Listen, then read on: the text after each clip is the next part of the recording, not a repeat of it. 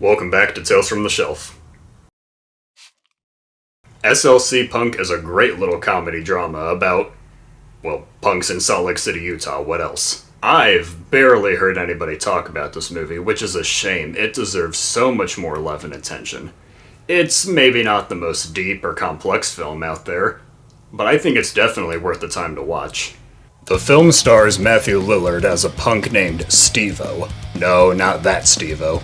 In the fall of 1985, he and his recently graduated friends spend their days partying, drinking, smoking, fighting, and doing whatever else they can to try to spread anarchy and disrupt the system.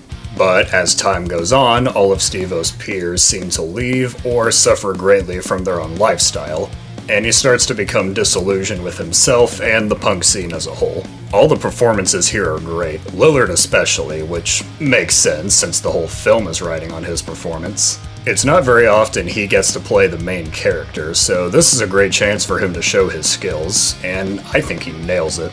It's a very quickly edited film, lots of rapid cuts and strange angles, but I feel like it works for the most part.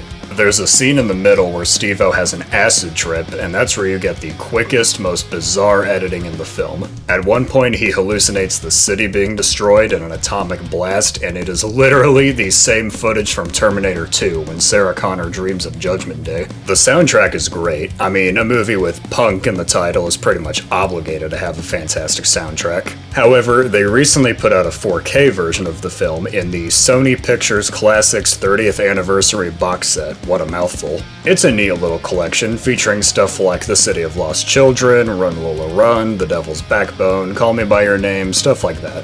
I was informed by the owner of one of my local record shops, shouts out to him, that the 4K version has a completely different song for one character's introduction, and it just doesn't really fit the scene as well.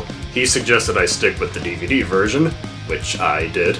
There was a sequel, Punk's Dead, that released in 2016, nearly 20 years after the original. It follows a lot of the same characters in the time after the first movie ended, though strangely Lillard isn't one of them. Weird that he sat out the sequel, but it brought back many of the smaller characters from the first film. Yeah, SLC Punk is a good, funny, but also very sad look at the subculture and its many strengths and faults, as well as the cycle of seemingly every type of counterculture. Mix that in with some great music and acting, and I'd say we have a winner on our hands. 4 stars, check it out.